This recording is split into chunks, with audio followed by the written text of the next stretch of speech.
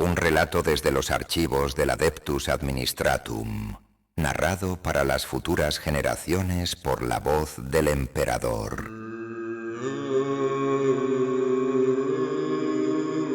Que estas palabras resuenen en los salones de Terra, que cada rincón de la galaxia escuche esta verdad. Aquí comienza el fin. Las mentiras han sido sembradas. El Señor de la Guerra ha hecho su juramento a los dioses oscuros. La semilla de la traición, plantada en Davin, florecerá en fuego y muerte sobre los campos de Istvan el Tercero.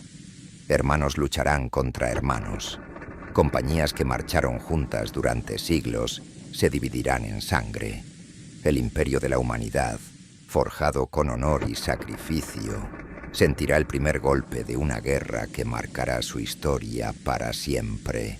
Esta es la crónica de la galaxia en llamas, tercera parte del registro sagrado de la herejía de Horus. Es el testimonio de una traición total, de una decisión irreversible, de la caída de una era. Que su relato permanezca como advertencia eterna. Tras su recuperación, en Davin, el Señor de la Guerra Horus regresó a su flota con nueva determinación. Pero quienes lo conocían bien, Garbiel Loken, Tarik Torgadon, incluso el inquisitivo rememorador Kairil Sinderman, notaron que algo había cambiado en su alma. El Horus que emergió del templo davinita era más que un comandante. Se había convertido en una figura mesiánica, irradiando una convicción inquebrantable que comenzaba a absorber a quienes lo rodeaban. Hablaba con pasión controlada, con una intensidad que parecía bordear lo fanático.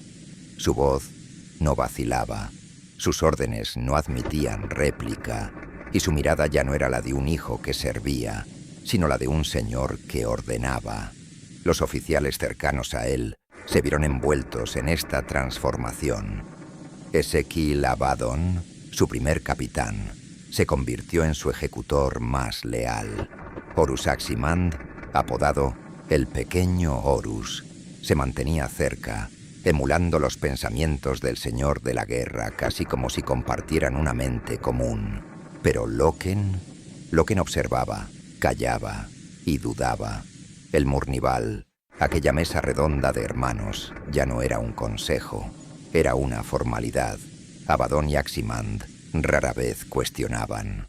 Torgadon, con su humor habitual, intentaba calmar las tensiones, pero incluso él empezaba a sentir el peso del cambio. Horus anunció su siguiente campaña. El levantamiento en el sistema Istvan debía ser sofocado.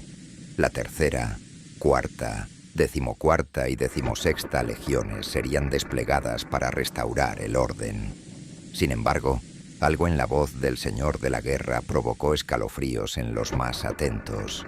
No era una misión de justicia, era una purga. Los preparativos comenzaron. Los capitanes organizaron el despliegue como siempre, pero esta vez con una división marcada. A ciertos oficiales se les asignaron fuerzas planetarias, a otros órdenes de permanecer en órbita.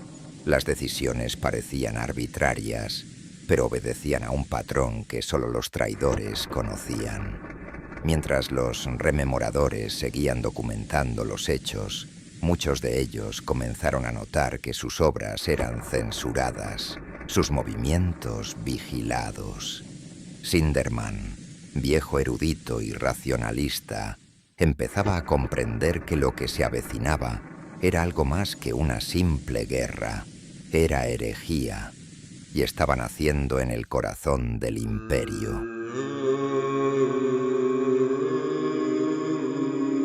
El cielo sobre Istvan el Tercero se quebró como vidrio estallado. Las primeras cápsulas de desembarco descendieron en llamas, abriéndose paso entre las nubes cenicientas.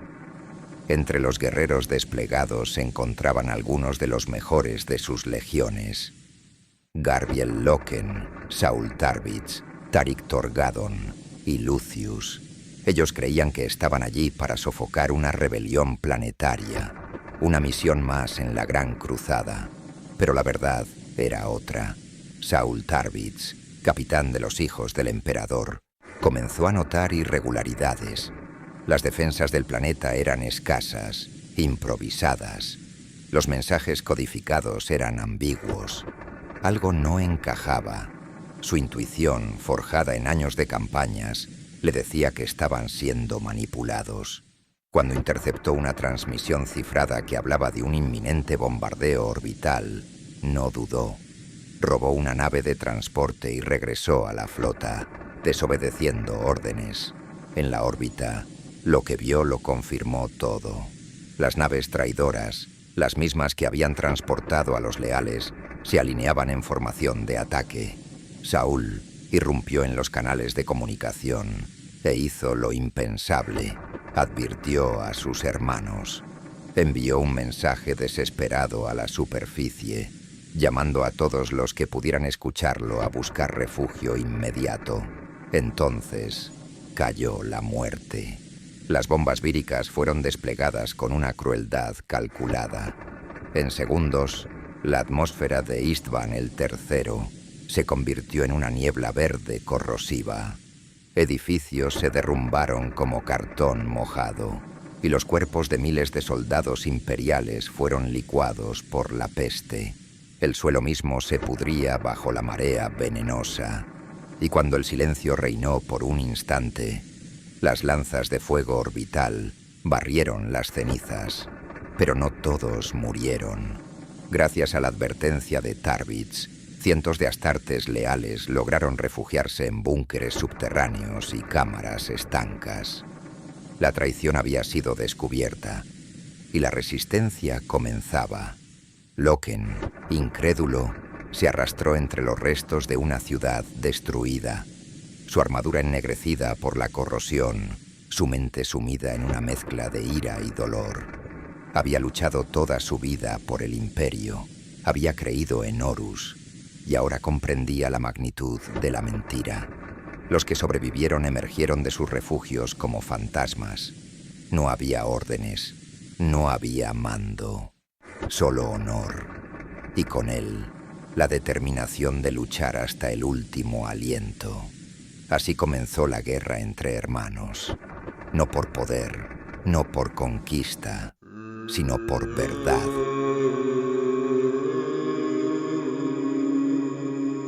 La superficie de Istvan el III ardía bajo una lluvia constante de fuego y metralla. Las ruinas humeantes se convirtieron en trincheras improvisadas y los escombros en murallas donde los leales resistían contra toda probabilidad. Saul Tarvitz, sin buscarlo, se había convertido en el corazón de la resistencia. Organizó las defensas, unificó escuadras dispersas y dio esperanza a quienes ya se creían muertos.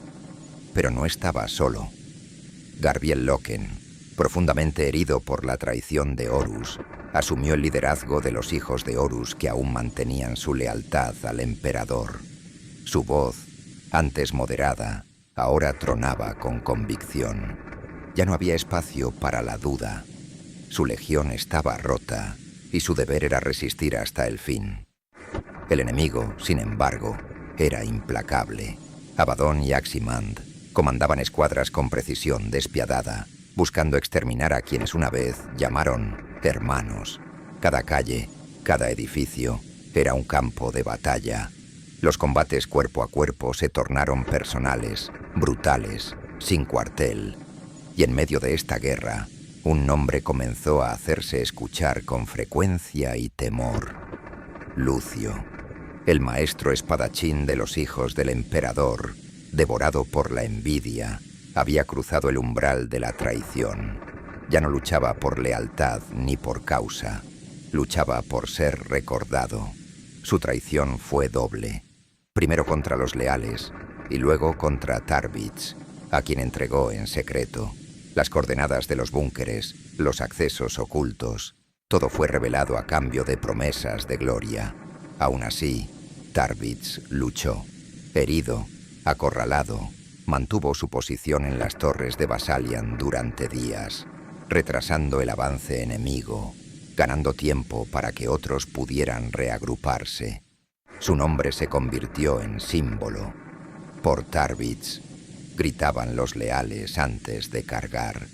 Mientras tanto, Torgadon, atrapado entre sus hermanos divididos, cayó en combate defendiendo a un escuadrón de novatos. Su muerte no fue gloriosa, fue silenciosa, su cuerpo perdido entre el humo y la ceniza. Loken, al enterarse, cayó de rodillas. Por un momento, la guerra pareció perder sentido, pero no se rindió. La resistencia se convirtió en algo más que una lucha militar. Era un grito de dignidad, una afirmación de que, incluso en la oscuridad más profunda, el honor podía sobrevivir. Lucius, cuya espada había sido símbolo de arte marcial y perfección, descendió en las sombras de su propia ambición. Traicionó a Tarbits y lo entregó a los traidores, no por odio, sino por el deseo enfermizo de reconocimiento. En la oscuridad de su mente, la gloria valía más que la lealtad. En los pasillos de comando de los hijos del emperador, fue recibido no con respeto, sino con indiferencia. Fulgurante, su ascenso careció de honor. Su traición fue útil, pero jamás noble. Mientras tanto, Tarbits, sabiendo que el final estaba cerca, reunió a sus últimos hombres. No hizo discursos, no prometió victoria. Solo alzó su espada y caminó hacia las líneas enemigas. Quienes lo vieron, hablaron de un resplandor extraño en sus ojos. No de miedo, sino de determinación absoluta. La última batalla tuvo lugar en el corazón de la ciudad en ruinas. Edificios colapsaban con cada impacto orbital. La atmósfera seguía envenenada y, sin embargo, los leales resistían. No había esperanza de refuerzos, no había salvación, pero tampoco había rendición. Los traidores, viendo que los escasos sobrevivientes aún luchaban, redoblaron su ofensiva. Escuadras enteras fueron lanzadas contra posiciones insignificantes, solo para erradicar la idea misma de resistencia. Horus no podía permitir que la llama del honor sobreviviera entre los escombros. Quería aplastarla por completo. Uno a uno, los defensores cayeron. Tarbits fue visto por última vez en la escalinata de una basílica derruida, combatiendo a 3 enemigos a la vez. Nadie encontró su cuerpo, pero su nombre, en susurros, cruzó Istvan como viento ardiente. Loken, herido y casi sin fuerzas, fue capturado en los últimos días. No murió en combate, como habría deseado. Fue separado de sus hermanos, interrogado, dejado a merced del destino que Horus decidiría más adelante. Para el Imperio, su rastro se perdería, pero su espíritu no sería silenciado. Finalmente, el silencio cayó sobre Istvan el III. Las cenizas cubrieron la historia y los traidores proclamaron su victoria. Pero en ese silencio nació una promesa de venganza, de justicia, de redención. Los primeros héroes habían muerto, pero la guerra acababa de comenzar.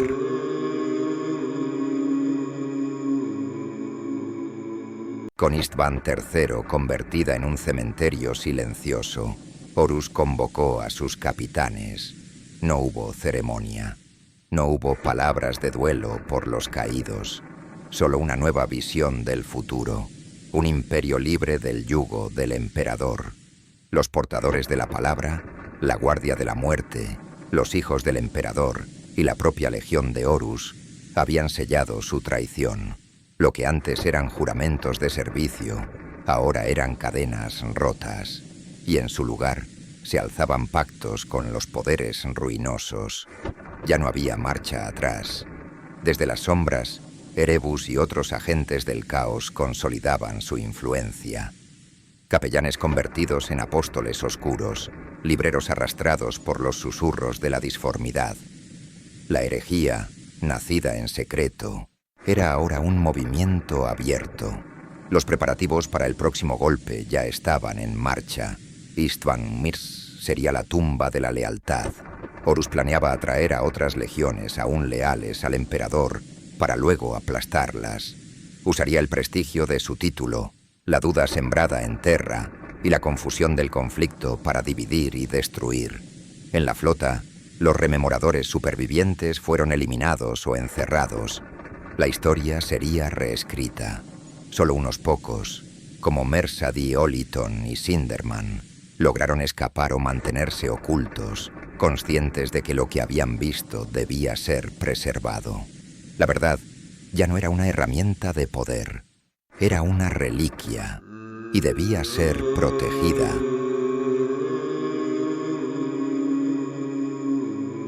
Desde los registros ocultos del Administratum, esta crónica llega a ti, lector, oyente, servidor del Imperio.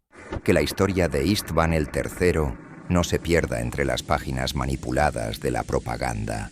Que los nombres de Loken, Tarvitz, Torgadón y tantos otros que lucharon y murieron con honor no se desvanezcan en la niebla del tiempo. Así comenzó la herejía de Horus. No con una invasión, no con un decreto, sino con una mentira, con una elección, con la ambición de un solo hombre que por orgullo condenó a una galaxia entera.